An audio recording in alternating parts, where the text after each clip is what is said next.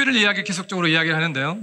효율에 대한 정의를 이야기하자면 공식적으로는 이렇게 됩니다. 하지만 저희 필드에서 이야기를 할 때, 저는 선수 트레이너입니다. 저희 필드에서 이야기를 할 때 어떤 게 효율에 대한 정의냐? 그러면 어떠한 임무를 시켰을 때 그 임무를 얼마나 정확하게 그리고 정확한 타이밍에 정확한 에너지를 가지고 할 수 있냐를 가지고 우리는 이 선수가 효율이 좋다, 안 좋다라고 판단할 수 있습니다.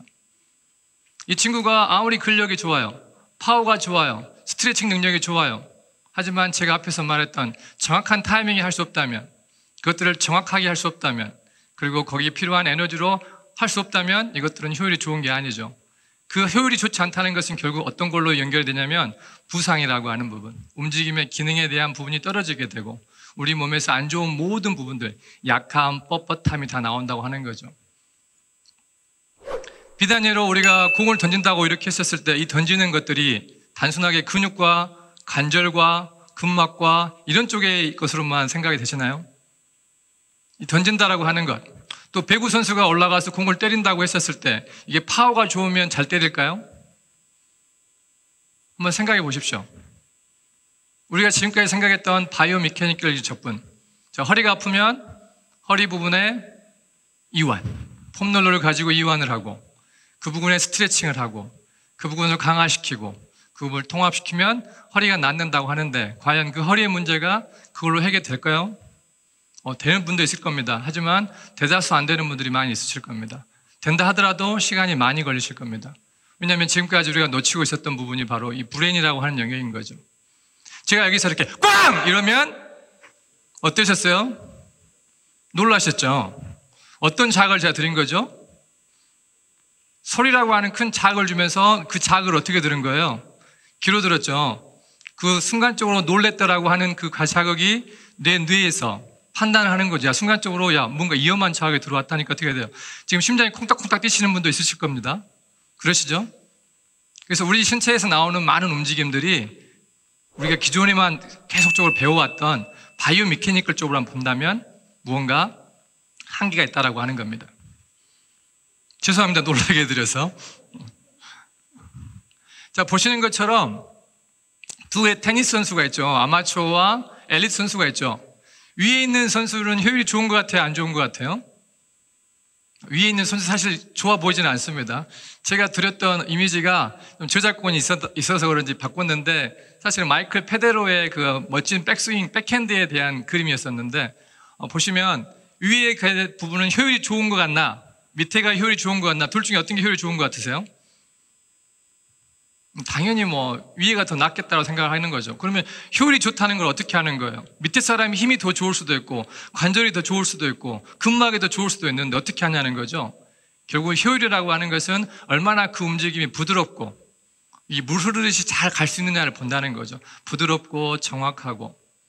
그래서 우리가 앞으로 우리 필드, 운동이라고 하는 매개체를 가지고 하는 우리 필드에서는 이러한 효율이라고 하는 부분, 그래서 이 효율이라고 하는 걸 생각했었을 때 우리 브레인에 대한 영역을 생각하지 않으면 안 된다라고 하는 이야기를 하고 있는 겁니다. 자, 효율을 위한 5가지 요소가 있습니다. 우리가 만약에 효율을 하려고 하면 많은 사람들이 어떻게 효율을 우리가 판단할 수 있죠? 어떻게 하면 좋게 효율을 만들 수 있죠? 라고 하면 우리는 크게 5가지 이야기를 해요. 첫 번째는 완벽한 자세를 이야기합니다.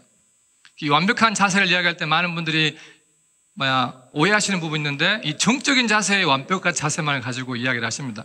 사실은 효율이라고 하는 것은 정적인 자세가 아니라 어떠한 타겟을 내가 때릴 수 있는 정확한 것들을 말하는 게 완벽한 자세입니다. 동적인 모든 부분들을 포함한. 그리고 두 번째, 내가 움직일 때 내 정절, 동적인 정렬을 맞추는 게 효율에 있어서 중요한 두 번째 요소입니다. 세 번째는 내가 무언가 임무를 하고 있었을 때 거기에 알맞는 호흡을 할 수 있다는 것. 그리고 네 번째는 긴장과 이완이라고 하는 것들을 얼마나 균형 있게 만들어내느냐. 그리고 5번째, 이 리듬과 타이밍을 얼마나 이 친구가 잘 하느냐를 보고 이 친구가 효율이 좋다 안 좋다라고 판단하는 겁니다. 그래서 좋은 움직임을 만들기 위해서는 바로 이 5가지에 대한 부분들을 우리 트레이닝 요소에 집어넣어야 한다는 거죠. 근데 어느 누구도 이러한 부분들의 것들을 가지고 말은 하지만 실질적으로 이게 적용하는 부분들을 많이 보지는 못한 것 같습니다. 왜냐하면 지금까지 우리 필드에서 이 브레인이라고 하는 영역은 터부시되고 혹은 몰라서 우리 교수님들과 많은 선배들로부터 내려오는 이것들이 바이오 미케니컬적인 어떤 근육 생리학적인 이런 부분들로 한계가 지어져 있었기 때문에 아마 그랬을 거라고 판단이 됩니다. 지금부터는 우리가 보는 시야가 단순하게 바이오 미케니컬적 것이 아니라 이 전체를 볼 수 있는 하나의 시스템, 우리 몸에 있는 모든 시스템. 그냥 이야기를 한번 해볼게요. 내 몸에 심장이 안 좋으면 어떻게 될까요?